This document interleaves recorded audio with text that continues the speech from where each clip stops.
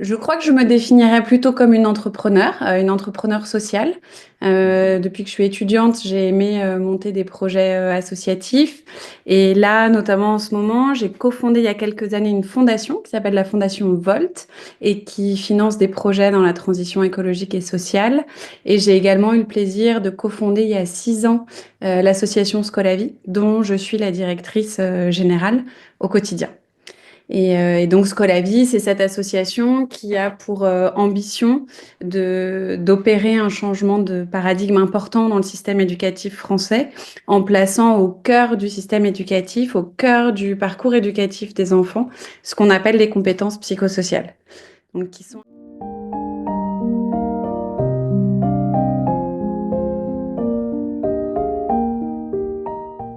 Le terme compétence psychosociale peut faire un peu technique, mais en fait, effectivement, ces compétences-là ressemblent beaucoup aux soft skills.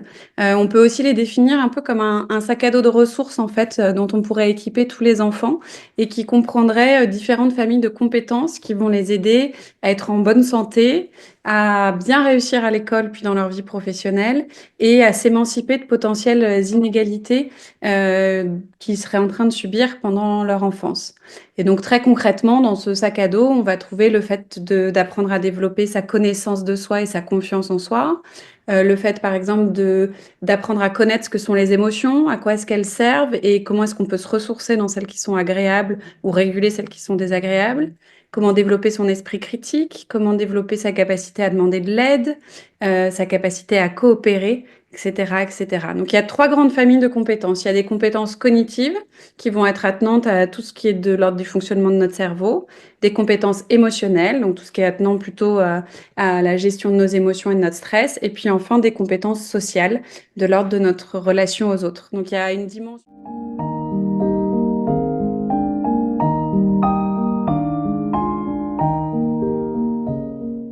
C'est qu'en fait, je crois qu'un petit enfant, il a besoin d'apprendre à développer les savoirs fondamentaux, ça c'est essentiel. Lire, écrire, compter, c'est ce qui va lui permettre de créer son rapport au monde et son rapport à soi. Ça va être les outils pour qu'il puisse structurer une pensée.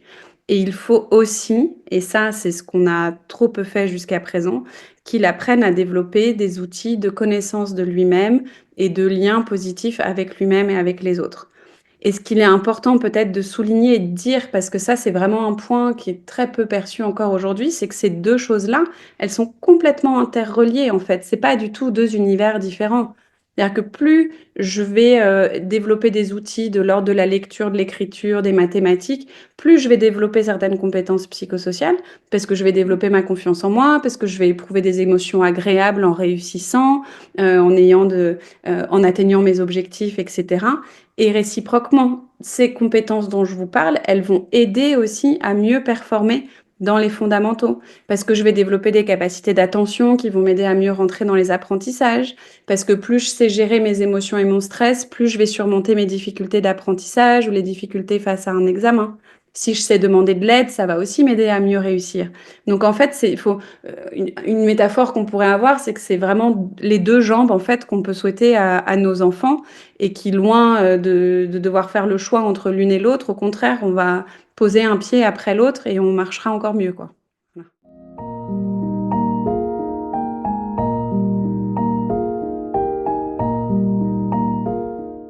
Par exemple, dans les grands partenariats qu'on peut avoir, moi j'ai eu la chance d'être nommée Fellow Ashoka. Je ne sais pas si vous connaissez Ashoka. En tout cas, oui, j'en ai entendu parler. Voilà, donc c'est une ONG mondiale qui nomme des entrepreneurs sociaux à travers le monde quand ils adressent une problématique sociale qu'ils jugent importante, innovante et avec une solution qui vraisemblablement fonctionne. Donc ça nous a permis de rejoindre un écosystème de réflexion, de financement et de plaidoyer mondial et qui nous permet effectivement de porter plus loin notre travail chez Scolavi. On a également eu à cœur de tisser plusieurs réseaux de partenaires. Donc, on a des partenaires financiers qui sont pour beaucoup des mécènes, donc des fondations d'entreprises ou des fonds de dotation d'entreprises ou familiaux. Et donc, ça, c'est extrêmement intéressant parce que c'est des partenaires qui nous soutiennent, mais avec qui on va aussi avoir toute une action de sensibilisation parce que ce sont des acteurs et des décideurs économiques majeurs qui vont être sensibilisés à ce sujet-là et qui sensibilisent leurs collaborateurs qui travaillent et qui parfois sont aussi parents et en tout cas citoyens et membres de famille eux-mêmes. Donc c'est vraiment un des partenariats sur deux leviers, je dirais. Et puis ensuite, on a tout un tissu de collaboration à la fois avec la recherche et avec le terrain. Donc chez Scolavi, on a un conseil scientifique et un comité pédagogique, donc avec un réseau de chercheurs et de professionnels de terrain. On a également cofondé un collectif CPS, donc qui est aujourd'hui constitué de 16 structures qui œuvrent pas forcément stricto sensu sur les CPS toutes, mais qui portent toute cette vision de l'importance des CPS pour répondre aux enjeux actuels du système éducatif et j'ai envie de dire, des enjeux de la société française au global. Voilà.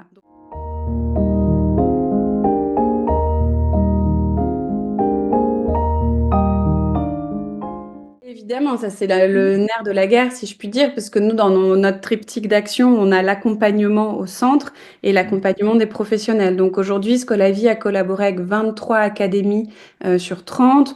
On a plusieurs agréments académiques et évidemment, notre travail n'a de sens que s'il répond aux besoins des professionnels de l'éducation. Donc c'est pour ça qu'ils sont intégrés dans notre comité pédagogique notamment. On fait des focus group aussi plusieurs fois par an. Et on forme cette année, l'objectif total devrait être à 11 000 professionnels formés et 200 000 outils pédagogiques téléchargés sur notre plateforme. Et on est en échange constant avec eux pour avoir des retours et être sûr que ce qu'on leur propose correspond à leurs besoins, d'une part, et que d'autre part, ça leur permet effectivement de développer leurs propres compétences psychosociales. On a...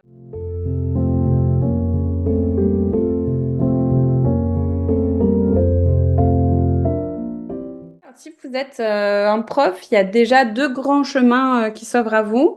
Le premier, c'est peut-être d'avoir une formation sur le terrain avec nous. Donc ça, il faudrait le cas échéant que votre chef d'établissement soit embarqué avec vous dans l'aventure, mais on peut venir vous voir dans votre établissement et on va vous former avec vos collègues. Donc ça, ce qui est super, c'est qu'on permet de créer une dynamique d'équipe qui va pouvoir se soutenir d'année en année. Donc ça, c'est vraiment toute notre axe sur le terrain. On va venir faire des conférences, des ateliers, plusieurs journées de formation et sur les différents segments. Donc on le fait dans les masters, dans certaines INSPE, dans la formation continue et puis on fait aussi de la formation de formateurs. Si jamais, pour diverses raisons, de temps, de budget, d'affinité, c'est pas possible pour vous d'avoir une formation de terrain avec Scolavi, vous allez pouvoir vous former en ligne avec nous. Et puis, vous pouvez évidemment faire les deux. Et là, en ligne, on va vous proposer trois grandes choses. La première, c'est des parcours e-learning. Le concept, c'est une pause, un café, un parcours. Donc, si vous avez une petite pause dans la salle des profs à un moment donné dans la journée, un soir, vous pouvez choisir une compétence psychosociale que vous souhaitez travailler. On a 28 parcours différents qui sont calqués sur le référentiel de Santé publique France. Et puis, petit à petit, vous pourrez les consolider en programmes thématiques plus longs.